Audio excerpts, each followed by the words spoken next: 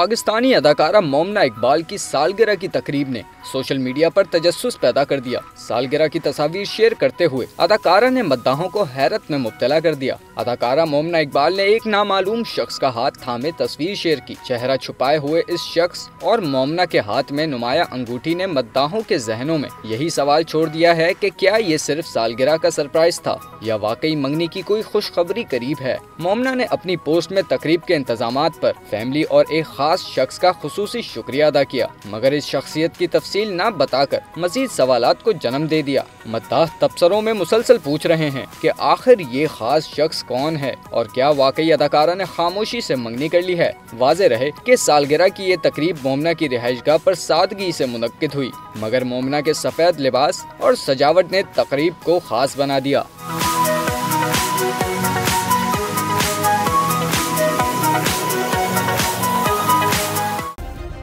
Subscribe करें और bell दबाएं ताकि कोई खबर रह न जाए।